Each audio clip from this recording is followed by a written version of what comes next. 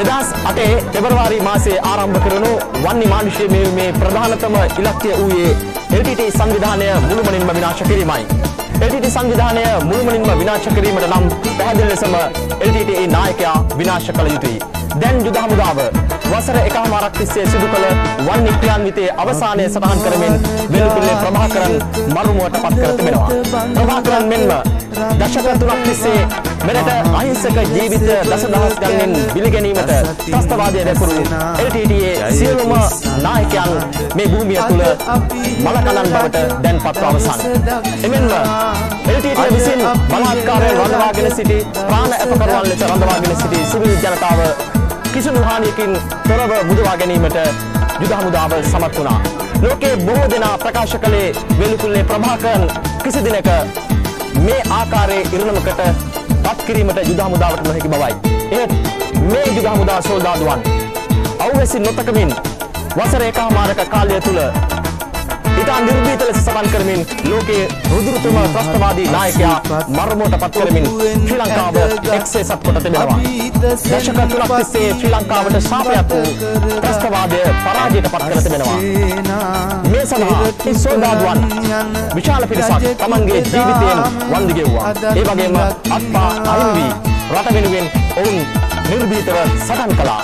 එහි ප්‍රතිඵලය තමයි මේ සොල්දාදුවන් මැද අද උඩුකුරුව වෙළුපිල්ලේ ප්‍රභාකරන්ගේ නිසල දේහය තිබෙන්නේ.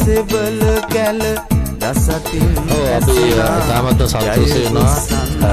අද දිනෙත් මම හිතන්නේ LTT සංවිධානය පිළිගන්නේ නැහැ මේ නායකයා මේ මිය ගිහිල්ලා තියෙන බව සබාය පෙන්වන්න පුළුවන්. මුළු ලෝකෙට LTT සංවිධානය අද උදේත් බොරු කරනවා කියන තමයි පෙන්වන්න තියෙන්නේ. තම දෙමළ ජනතාවට ඔව් ඉන්නවා. දැන් ලෝකයේ සිටපු ප්‍රධානම ත්‍රස්තවාදී නායකයා තමයි මේ මරුමුවට පත් වෙලා තිබෙන්නේ. යුද හමුදාවේ ශක්තිය මේ මොහොතේ මොකක් කොහොමද ඔබ විග්‍රහ කරන්නේ? යුද හමුදාවේ ලෝකේ ඉන්න හමුදා අතරින් දැවැන්තම හමුදාව ශ්‍රී ලංකා යුද හමුදාවට ඔප්පු කරලා තියෙනවා මේ අවස්ථාවේදී. යලිත් ප්‍රභාකරන්ලා ලංකා දීවේයිද ඒකට හමුදාව ඉඩ දෙනවද? මොකක්ද අපේ රටේ අනාගතය ගැන මේ මරණයත් එක්ක ඔබට කියන්න පුළුවන්? අපව මම හිතන්නේ අපව මේ දකින රාජ්‍ය කවදාකවත් තවත් ප්‍රභාකරන් කෙනෙක් නැති වෙයි කියලා මම හිතන්නේ. ඔය ජාතියම දෙමළ ජාතියම වෙනසුව පුද්ගලයෙක් හැටියට තමයි පෙන්වන්න ඕනේ. ඇත්ත වශයෙන්ම මේක බොහොම විශේෂ අවස්ථාවක්. මොකද මේ රටේ දෙමව්පියන් දසදහස් ගානකට දරුවන් අහිමි කළ, ඒ වගේම දරුවන් දසදහස් ගානකට පියවරුන් මව්වරුන් අහිමි කළ, ඒ වගේම භාර්යාවන් දසදහස් ගානකට තමන්ගේ සැමියන් අහිමි කළ ක්‍රූරතම ශ්‍රී ලංකා ඉතිහාසයේ බිහිවුණු ක්‍රූරතම මිනිසා ඝාතනය කිරීමට හැකියවීම ගැන පොදුවේ ශ්‍රී ලාංකිකයෙක් විදියටත් ඒ වගේම ජ්‍යෙෂ්ඨ හමුදා නිලධාරියෙකු විදිහට මම බොහොම සන්තෝෂ වෙනවා. ඇත්තටම ජනාධිපතිතුමාගේ ආරක්ෂක ලේකම්තුමාගේ සහ හමුදා මඟ පෙන්වීම යටතේ මේ පටන් ගත්ත ඒ කියන්නේ උතුරේ ජනතාව මුදා ගැනීමේ මේ ක්‍රියාන්විතය ඉතාමත්ම සාර්ථක අන්දමින් අපි අවසානය කරා අවිලා තියෙනවා. ඉතින් දැන් අපිට ඉතුරු වෙලා තියෙන්නේ මේ මුදාගත් ජනතාවගේ ජීවිතය ඒ අයට අවශ්‍ය පරිදි ගත කරන්න හැකි වෙන පරිසරය උදා කර දීමයි. අපි යුද හමුදා වශයෙන් කළ යුතු කොටසේ කාර්යභාරයෙන් විශාල කොටසක් දැනටමත් කරලා තියෙනවා. ඉතින්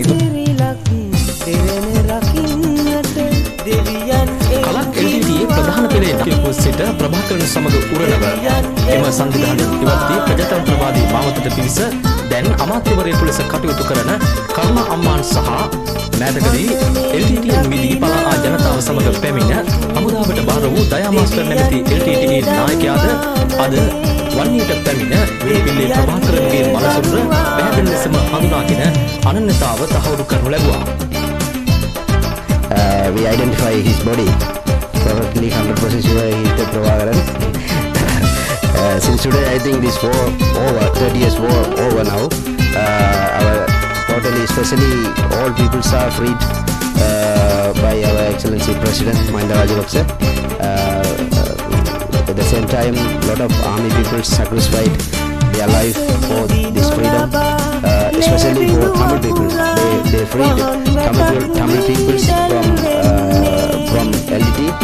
Now everybody is very happy about that because we have to build our new Sri Lanka. Yes, I identified Prabhakaran body in military area. People realize that it is stand. So the people cater everything. They are not fighting. The last one, they are not fighting against. Their main aim is to protect themselves only. They are not fighting for the people.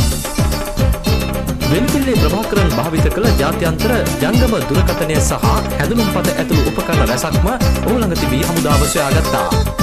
එමෙන්ම ඔහුගේ පෞද්ගලික ආරක්ෂක අවිය සහ එය රඳවන බඳපටියද හමුදාවට හමු වුණා. ළමයිව බලෙන් සංවිධානයට බඳවාගෙන ඉන්න අනතුරුව ඔවුන්ට සයනයිඩ් කරලා ඔවුන්ගේ කරට දීලා නැත්තම් මරාගෙන ගන්න කුටියක් බවට පත් කරලා ප්‍රභාකරන් අද දිනේ ඔහු ජීවිතක්ෂයට පත් වෙන අවස්ථාවේදී ඔහුගේ කරේ සයනයිඩ් කරලවත් අවසාන වශයෙන් තිබ්බේ නැහැ.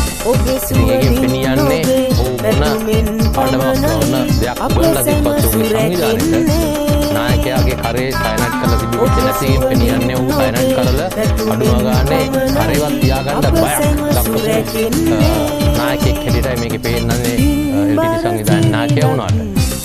ජාතික නාලිකාව මේ යුද්ධයේ මුල සිටම අප සජීවී තොරතුරු දිනපතාගෙන යනු ලැබුවා. ප්‍රභාකරන්ගේ මරණය දක්වාම ඒ සත්‍ය මෙරට ජනතාව දැක්වා. ඒ නිසා අප ආඩම්බර වෙනවා මේ නිදහස ලැබූ දිනේ ජාතිය ත්‍රස්තවාදයෙන් නිදහස් කර ගැනීමට ජාතික වගකීම අප දැරීම ගැන. රූපවාහිනියේ සමන් කුමාර රාමවික්‍රම ප්‍රභාකරන් මරුමට පත් වූ භූමියේ සිට අවසන් වරට බර අවිවලින් සිය අභිමානය පෙන්වමින් LTT පරාජය කළ බව හඟවමින් මේ මොහොතේ සංකේතවත් ලෙස ශ්‍රී ලංකා යුද හමුදාව LTTට එරෙහිව එල්ල කළ වෙඩිහඬ දැන් මේ මොහොතේ තවත් සතුරු බලවේගයකට එල්ල කරන්න ඉඩ නැති බව හඟවමින් සිය අවසන් වෙඩිමුරය සංකේතාත්මක වුණට එක් කරන මොහොතයි මේ. යලිත් වතාවක් මේ දේශයේ LTT ත්‍රස්තවාදයේ නමින් කිසිදු යුද මර්මස්ථානයකට කිසිදු බංකර පෙළකට කිසිදු ආරක්ෂක වළල්ලකට වෙඩි තබන්නට ඉතුරුව නැහැ. මේ අභිමානයෙන් යුතුව යුද හමුදාව එක් කරන්නේ ඒ අවසන් වෙඩිමුරයයි.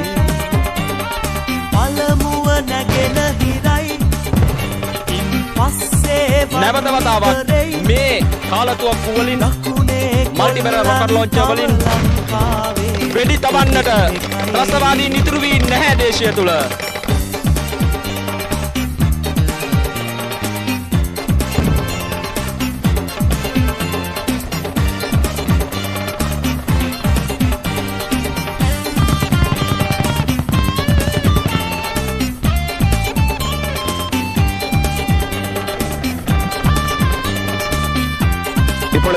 புதுமாத்தலன் மற்றும் வெள்ளாமுல்லை வாய்க்கால் இந்த பிரதேசத்தில் இருக்கின்ற இந்த கடற்கரை பகுதியிலிருந்து இப்பொழுதோ மரியாதை வேட்டைகள் தீர்க்கப்படுகின்றன.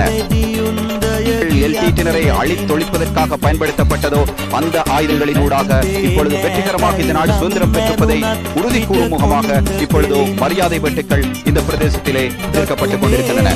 இப்பொழுதோ மல்டிபரல் ஊடாக இப்பொழுது தாக்குதல்கள் நடத்தப்பட இருக்கின்றன.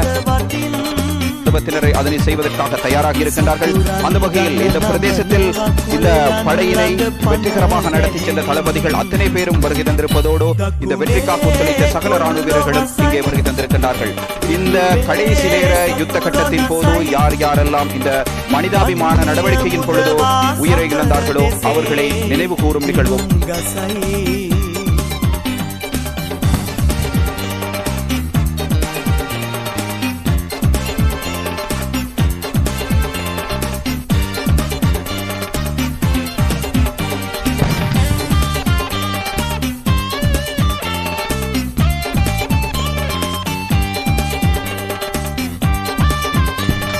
மரியாதை வேட்டுக்கள் கடற்புறத்தின் நாலா பக்கங்களிலும் இருந்து இப்பொழுது தீர்க்கப்பட்டுக் கொண்டிருக்கின்றது. அந்த வகையில் ராணுவத்தினர் மிகவும் உற்சாகமாக இந்த பிரதேசத்தில் காணப்படுகின்றார்கள். எங்களை சந்தித்த ஒவ்வொரு ராணுவ வீரர்களும் கருத்தாக அமைந்தது. இந்த நாட்டு மக்களுக்காக நாங்கள் ஒரு நிம்மதியான ஒரு சூழ்நிலையை பெற்றுக் கொடுத்தமையிட்டு இந்த போரில் ஈடுபட கிடைத்தமையிட்டு நாங்கள் மிகவும் மகிழ்ச்சி அடைவதாக ஒவ்வொரு ராணுவ வீரர்களும் இந்த போரின் படைத்தளபதிகளும் தெரிவித்திருந்தார்கள்.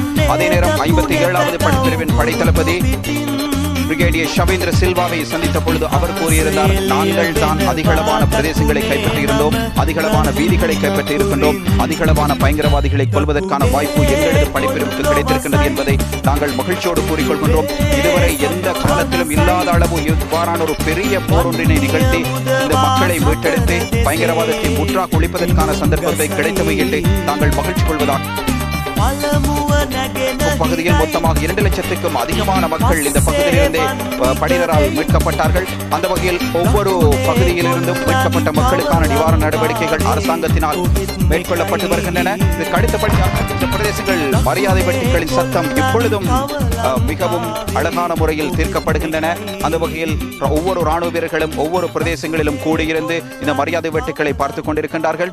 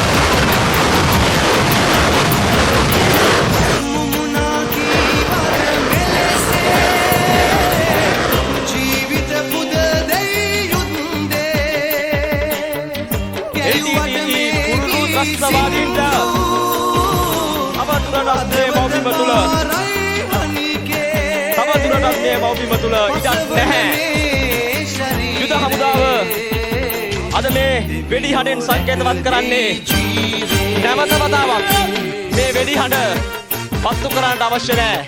මේ තැබුවේ අවසන් වෙඩි හඬයි, අවසන් වෙඩි මුරයයි. LTTE විනාශය, LTTE නායකයා ඇතුළු රුදුරු ත්‍රස්තවාදියා නැසූ ඒ ධෛර්ය ශක්තිය සංකේතවත් කළ වෙඩි හඬයි. නැවත ශ්‍රී ලංකා දීපය තුල වෙඩි හඬ